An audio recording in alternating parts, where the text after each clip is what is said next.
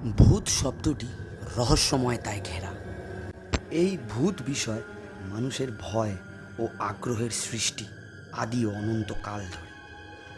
ভূত শব্দেই শিশু মনে এক অজানা শঙ্কা ও শ্রীহরণের সৃষ্টি হয় এবং বিভীষিকার ঢেউ তোলে। আজ ঠিক সেই রকমই কিছু অভিজ্ঞতা নিয়ে আমাদের এই গল্প। তাহলে শুরু হচ্ছে প্রেমেন্দ্র মিত্রের লেখা গল্পের শেষে। বর্ষাকাল, সুতরাং বৃষ্টি তো হবেই, কিন্তু সারাদিন সমানে জল পড়বার পর রাত্রিরে তার এমন বিরাম হবে না জানলে আমরা বোধহয় সেই কলকাতা ছেড়ে এই পাড়াগায় ফুটবল খেলার লোভে আসতাম না। জায়গাটা এমন এক পাণ্ডববর্জিত দেশ, তাই বা কে জানত।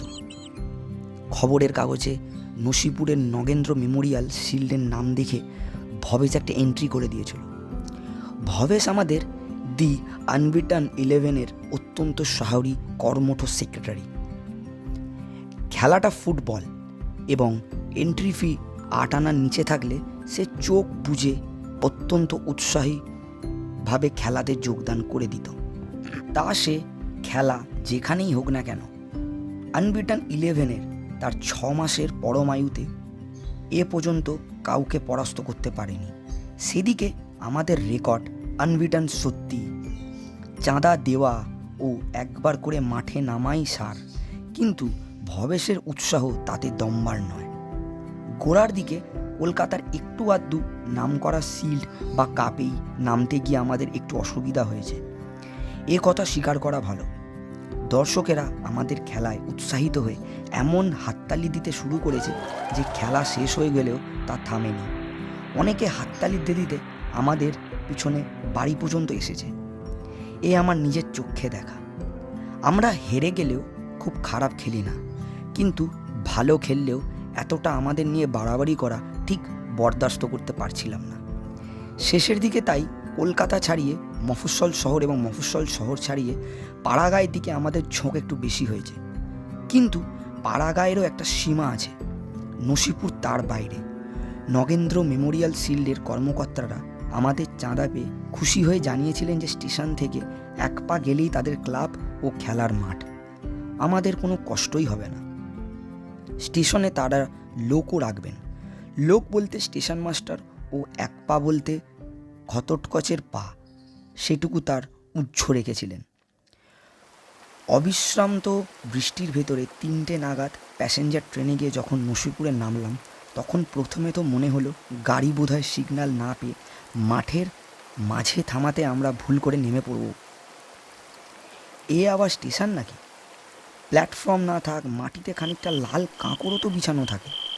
হুড়মুড় করে আবার ট্রেনে উঠে পড়তে যাচ্ছি, এমন সময় উদয় খুব পর্যবেক্ষণ করে বললে, না রে ভাই, স্টেশনই বটে, দেখছিস না 2-1টা কাঁকড় পড়ে রয়েছে, বাকি সব জলে ধুয়ে গেছে। কাঁকড় দেখে আশ্বস্ত হয়ে সামনে চাইলাম। বৃষ্টির ভেতর দূরে যেন একটা ভাঙা গাছও দেখা গেল। গাছ নয়, সেটা স্টেশনের নাম লেখা সাইনপোস্ট। বৃষ্টিতে নিচের মাটি আলগা হয়ে একটু হেলে পড়েছে। সাইনপোস্টের পর দূরে একটা ঘর এবং তার ভেতরে একজন স্টেশন মাস্টার টিকিট কালেক্টরকেও পাওয়া গেল। তার হাতে রিটার্ন টিকিটের অর্ধেক দিয়ে রাস্তা জিজ্ঞাসা করলাম। তিনি একটা কাটা খাল দেখিয়ে দিলেন। মনে হলো ওটা যে খাল মশাই, যাব কি করে নৌকা না হলে? স্টেশন মাস্টার বুঝিয়ে দিলেন, খাল নয়, ওটাই রাস্তা, বৃষ্টিতে ওই অবস্থা হয়েছে। শুনলাম সেই রাস্তা সাঁতরে কাদা ঠেলে ক্রোশ 2 গেলেই নসিপুর গ্রাম পাওয়া যাবে, যদি না বন্যায় সেটা ভেসে গিয়ে থাকে। দলের অধিকাংশ লোকই তৎক্ষণাৎ সেখান থেকে বাড়ি ফিরে যাওয়ার জন্য ব্যাকুল হলো, কিন্তু ভবেশ ছাড়ার পাত্র নয়। নগেন্দ্র মেমোরিয়াল শিলটা না নিয়ে সেখান থেকে 1 পাও বাড়ি ফিরবে না।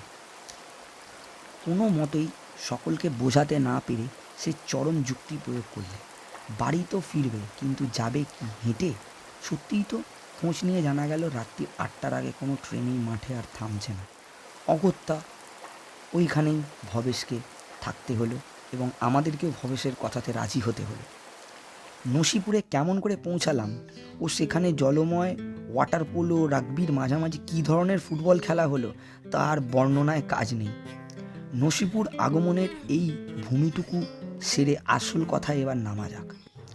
11 জন মিলে খেলতে এসেছিলাম, খেলাধুলায় নয়, খেলা কাদার পর। নসিপুর গ্রামের অবস্থা ও শিল্ডের কর্মকর্তাদের আতিথেয়তার নমুনা দেখেছি। 6 জন কিছুতেই থাকতে রাজি হলো না। বৃষ্টির ভেতর খাল বা রাস্তা সাঁতরেই তারা স্টেশনে ফিরে দৃঢ় প্রতিজ্ঞ। সারাদিন বৃষ্টিতে ভিজেও খেলায় কয়েকটা অতিরিক্ত গোল খেয়ে আমরা একটু বেশি কাতর হয়ে পড়েছিলাম। এর ভেতর বসন্তর আবার একটু জ্বরও দেখা দিয়েছে। জ্বর হওয়াটা আশ্চর্য নয়, কারণ ধাক্কাটা ওর ওপর একটু বেশি গেছে। সেই ছিল গোলকিপার। জ্বর অবস্থায় বসন্তকেই জলের ভেতরে তো যেতে দেওয়া যায় না। বসন্তর সঙ্গে ভবেশ, আমি, উদয়, সুরেন এই 4 জন রাতটার মতো নসিপুরেই কাটিয়ে দেবো বলে ঠিক করলাম। ঠিক তো করলাম, কিন্তু থাকবো কোথায়? নরেন্দ্র মেমোরিয়াল শিল্ডের কর্তা নগেনবাবু স্বয়ং আমাদের নিয়ে একটু ঘোরাফেরা করলেন। নগেন্দ্র মেমোরিয়ালের কর্তা নগেনবাবু স্বয়ং একটু অবাক হয়ে অনেক ভেবে চিনতে একটা কথা বললেন। আশ্রয় পাওয়ার সম্বন্ধে প্রায় হতাশ হয়ে উঠেছি। এমন সময় উদয়ের বুদ্ধিতে একটা সুরাহা হয়ে গেল। গ্রামের একটি মাত্র চলনসই রাস্তার বার কয়েক আসা যাওয়া করতে গিয়ে একটি মাত্র পাকা দোতলা বাড়ি সকলেরই চোখে পড়েছিল। একটু ভগ্ন দশা, কিন্তু আমাদের দশাও তো তার চেয়েও খারাপ। উদয় হঠাৎ বলে ফেললে, এই বাড়িটার খোঁজ তো করেননি মশাই? ওদেরও একটা শিল্ড বা কাপ আছে নাকি? নগেনবাবু হন করে হাঁটতে হাঁটতে বললেন, না না মশাই, ও বাড়ির দিকে তাকাবেন না। তাকে ওরকম জোর করে থামিয়ে বললাম, কেন মশাই, দোষটা কিসের? একজন বিদেশি লোক জ্বরে পড়েছে শুনলেও তো এই বৃষ্টিবল্লার রাতে আশ্রয় দেবে না এমন চামার কেউ আছে নাকি? নগেনবাবু একটু রেগেই বললেন, আরে না মশাই, গ্রেট বেঙ্গল স্পোর্টিং 12 গোল খেয়েছিল, তাদেরই ওখানে থাকতে দিইনি। আপনারা তো মোটে 8 গোল। সামান্য 4টে গোলের তফাতে দরুন এমন আশ্রয় থেকে বঞ্চিত হবে, এ বড় অন্যায় কথা। সুরেন একটু ক্ষুণ্ণস্বরে বললে, একটু চেষ্টা করলে আর 4টে গোল কি আমরাই খেতে পারতাম না? আরে না মশাই, সে কথা নয়, চলুন চলুন। কিন্তু আমরা অমন বাড়ির লোভ ছেড়ে যেতে প্রস্তুত নই কিছুতেই। একবার জিজ্ঞাসা করলে দোষ কি, এই বক্তব্য আমাদের। নগেনবাবু চটে বললেন, কাকে জিজ্ঞেস করবেন মশাই? ও বাড়িতে কেউ থাকে? থাকে না? তাহলে তো আরও ভালো। একটা দরজা খোলা পেলেই হবে, নেহা তালা ভাঙতেই হয় তো দামটা না হয় দিয়ে দেবো। নগেনবাবু আমাদের বিমূঢ় করে দিয়ে বললেন, তালা নেই মশাই, দরজা সব খোলা। দরজা খোলা, বাড়িতে কেউ নেই, তবু এই বৃষ্টির ভেতর আমাদের ঘুরিয়ে মারছেন? ঘুরিয়ে মারছি না, আপনাদের মরবার ইচ্ছে নেই বলেই তো ঘোরাচ্ছি। উদয়ের বুদ্ধিশুদ্ধি আমাদের চেয়ে একটু চট করে খোলে। সে প্রথম ব্যাপারটা আন্দাজ করে বললে, ভূতের বাড়ি নাকি মশাই? নগেনবাবু মুখে কিছু না বললেন, কিন্তু শিরিয়ে উঠলেন মনে মনে। ভবেশ হেসে বললে, এতক্ষণ বলতে হয়? ভূত পেলে কি এদেশে মানুষ আশ্রয় খোঁজে? নগেনবাবু গভীর হয়ে উঠলেন অত্যন্ত। ও বাড়িতে থাকা হাসির কথা নয় মশাই। আমি বললাম, বাড়ির বাইরে থাকাও বিশেষ হাসির ব্যাপার মনে হচ্ছে না। আপনাকে আর কষ্ট করতে হবে না, আমরা ওখানেই চললাম। শুধু একটা হ্যারিকেন, কটা মাদুর, একজোড়া তাস যদি জোগাড় করে দিতে পারেন খুব ভালো হয়। নগেনবাবু তারপরেও আমাদের বাধা দেওয়ার চেষ্টা করছিলেন, কিন্তু আমরা নাচের বান্দা। অগত্যা অত্যন্ত হতাশ ও করুণভাবে আমাদের শেষ বিদায় দিয়ে ভবেশকে নিয়ে তিনি বাড়ি ফিরলেন। এ ভুতুরে বাড়িতে রাত্রিবেলা জিনিসপত্র পৌঁছে দিতে আসতেও তিনি নারাজ। বসন্তকে চাদর টাদর মুড়িয়ে দিয়ে আমরা নিয়ে ভূতের বাড়িতে দেউড়ির নিচে ভবেশের জন্য অপেক্ষা করতে লাগলাম। চুপ চুপ করে সামনে বৃষ্টি পড়ছে, ঘুটঘুটে অন্ধকারে পাড়াগায়ের পথে একটা আলোর রেখা দূরে থাক, একটা জোনাকিরও দেখা নেই।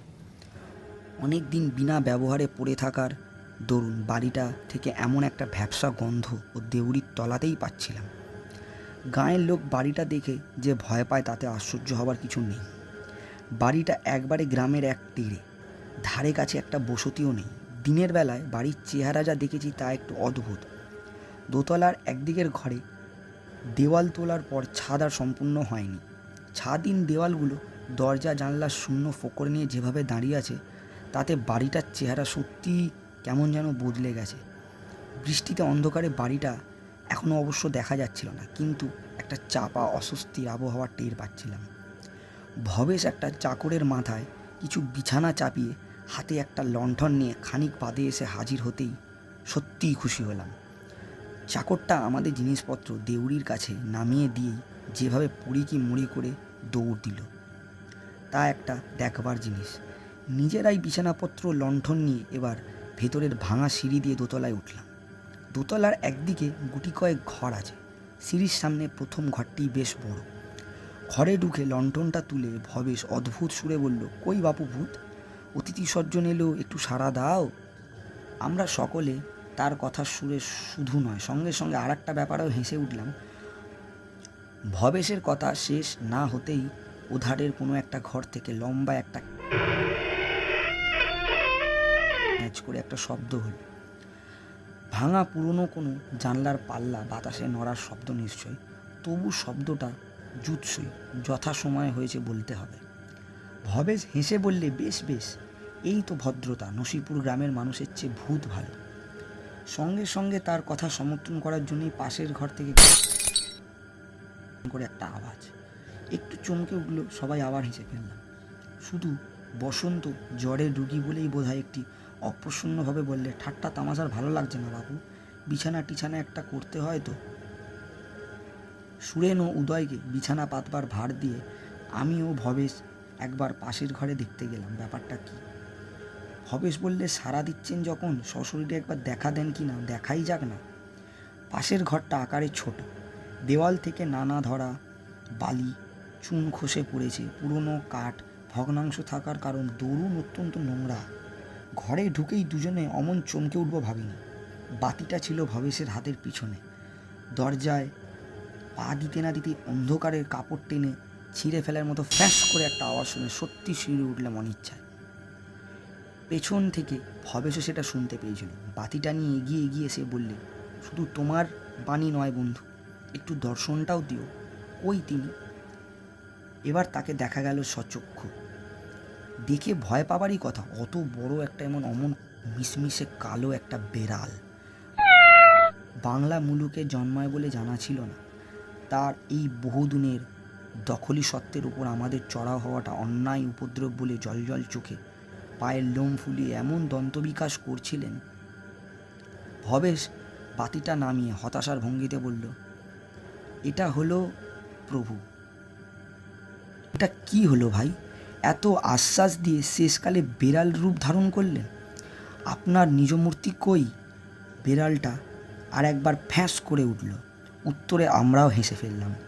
পেছনের ঘর থেকে বসন্তের বিরক্ত গলা শোনা গেল, আমার বাতিটা নিয়ে গেলি কোথায়, অন্ধকারেই থাকবো নাকি? সে ঘরে ফিরে ভবেশ হেসে ফেলল, তোর কি ভয় করছে না জ্বরের লক্ষণ? বসন্ত আরও যেন বিরক্ত হয়ে বললে, ভয়টাই জানি না বাপু, আমার ভালো লাগছে না। খুঁজে খুঁজে আচ্ছা থাকবার একটা জায়গা বার করেছিস। আমরা সবাই মিলে তাকে ঠাট্টায় নাকাল তুলে বললাম, কিন্তু সত্ত্বেও মনে হচ্ছিল অস্বস্তি। আমরা সবাই মিলে তাকে অবশ্য ঠাট্টার নাকাল করে তুললাম, কিন্তু তা সত্ত্বেও মনে হচ্ছিল অস্বস্তি একটা বসন্তরই হয়নি, আমাদেরও হয়েছে। সামনের দীর্ঘ রাত, খাবার দাবার নগেনবাবু চাকরের সঙ্গে যা যা পাঠিয়েছিলেন তা সৎকার করে বসন্তকে একটা বিছানায় শুতে বললে। আমরা একটাই তাস খেলতে বসলাম। কেন বলা যায় না, সমস্ত দিন বৃষ্টিতে ভিজে ফুটবল খেলে ক্লান্ত হলেও ঘুমোবার জন্যে শুতে কেউ তেমন ব্যাকুল দেখা গেল না। রাতের সঙ্গে সঙ্গে বৃষ্টির বেগ আরও বেড়ে গেল। এই সঙ্গে পুরনো বাড়ির দরজা জানলার নানা রকম আওয়াজ ক্ষণে ক্ষণে। তাস খেলাটা তারই মাঝে কিছুতেই যেন জমল না। এক সময় সবাই তাস ফেলে দিলাম। সুরেন বললে, এবার শুয়ে পড়লে হয়। আমরা সবাই সায় দিলাম, কিন্তু কারুর ওঠবার নাম নেই। হঠাৎ ভবেশ বললে, সাধারণ লোক কেন ভয় পায় বুঝতেছ? কীরকম আওয়াজ হচ্ছে শুনেছ?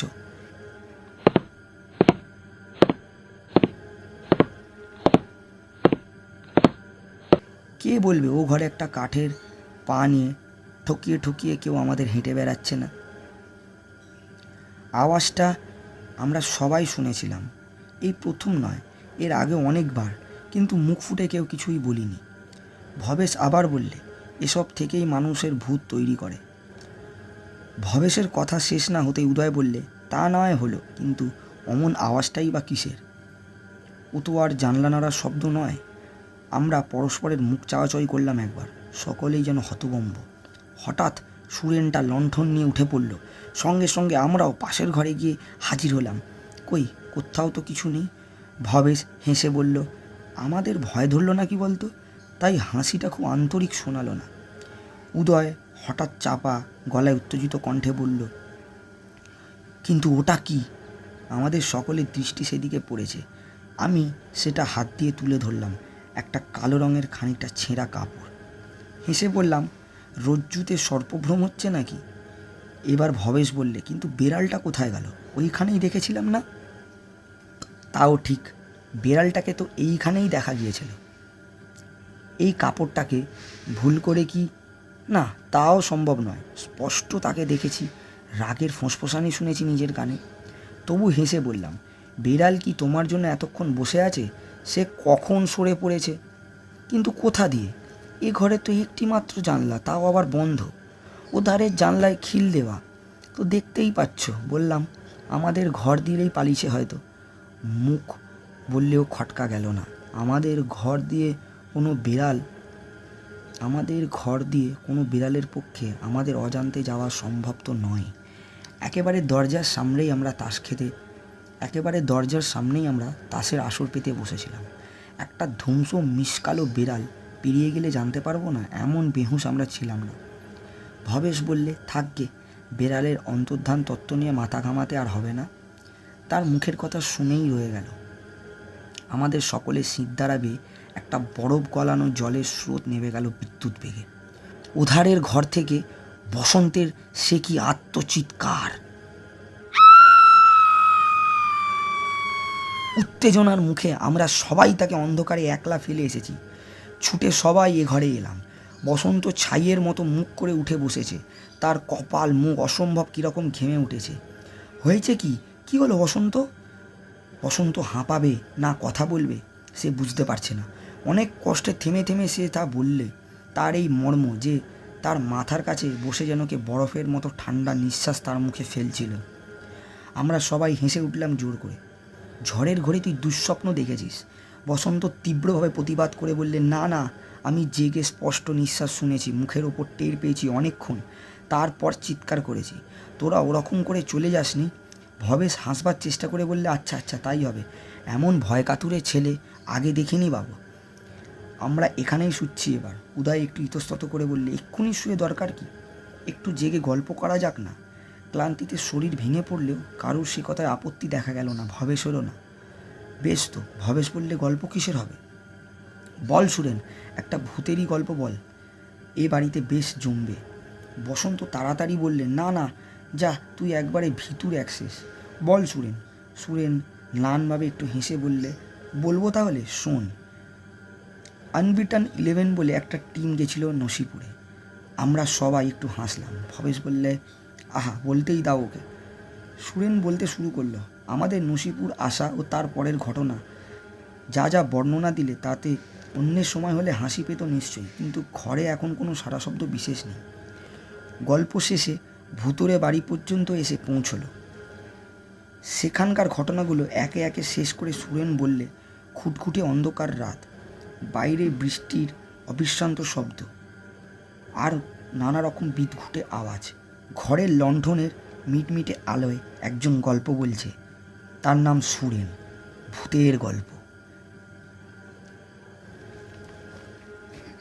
সুরেন বলছে, যে গল্পটি বলছে তার বন্ধুরা পাশে বসে সেই গল্পটি শুনছে। কেউ সেই গল্পে বিশ্বাস করছে না। গল্প যে বলছে সে হঠাৎ একটা তাস নিয়ে ওপরে ছুঁড়ে দিয়ে বললে, অশ্বশরী, কেউ এখানে থাকো তো এই তাস বাতাসে মিলিয়ে যাক। হাসতে হাসতে আমরা সবাই স্তব্ধ হয়ে গেলাম। উদয় বললে, আরে তাসটা পড়লো কোথায়? সুরেন সত্যি সত্যি গল্পের সঙ্গে সঙ্গে একটা তাস ওপরে ছুঁড়ে দিল। ভবেশ তাচ্ছিল্যের সুরে বলার চেষ্টা করলো, পড়েছ কোথায়? ওদিকে কোথায়? উদয়ের গলা স্বর তীক্ষ্ণ। ওদিকে তো খালি মেঝে। এ ঘরের তো জিনিস লুকিয়ে থাকার মতো জায়গা নেই। আমি তবু উঠে বসন্তের বিছানার আশপাশ ভালো করে খুঁজলাম। অন্য সবাইও তন্ন তন্ন করে সমস্ত ঘর খুঁজে দেখল। আশ্চর্য, আমাদের সকলের মুখ গম্ভীর। শুধু বসন্তের নয়, আমাদের কপালের ঘাম দেখা দিয়েছে। ভবেশ হঠাৎ অকারণে অত্যন্ত রেগে উঠে বললে, তোমরা কি যাতা করছো? পাগল হলে নাকি সবাই? ভূত নিয়ে এরকম ইয়ার্কি করতে নেই। নাও সুরেন, গল্প বলো। শুকনো পাংশু মুখে আমরা যন্ত্রচালিতের মতো আবার এসে বসলাম। সুরেনের মুখে যেন রক্ত নেই। সকলের মুখের দিকে চেয়ে আবার একটা তাস তুলে নিলে, তারপর বললে, আগের তাসটা উড়ে গেল। ভবে শুধু বললে, হুঁ। আবার একটা তাস নিয়ে গল্পের কথক বললে, উড়ে যাওয়াটা প্রমাণ নয়। সুরেনের স্বর অত্যন্ত অস্ফুট। এবারে তাস থেকে একটা মস্ত বড় কালো বিড়াল বেরিয়ে এলো। বসন্ত চিৎকার বুঝি সকলের ওপর শোনা গেল, তার বিছানার ঠিক পায়ের কাছে। না, সেবার আমরা অক্ষত দেহেই কলকাতায় ফিরেছিলাম। শুধু বসন্তর জ্বরটা বিকারে দাঁড়িয়েছিল কলকাতায় এসে। বেচারাকে ভুগতে হয়েছিল অনেক দিন। গল্পটা ভালো লেগে থাকলে আমার চ্যানেলটাকে সাবস্ক্রাইব করবে, লাইক করো এবং শেয়ারের মাধ্যমে ভিডিওটা ছড়িয়ে দাও। এরকম যদি আরও গল্প শুনতে চাও তো কমেন্ট বক্সে জানিও। তো দেখা হচ্ছে আবার পরের ভিডিওতে।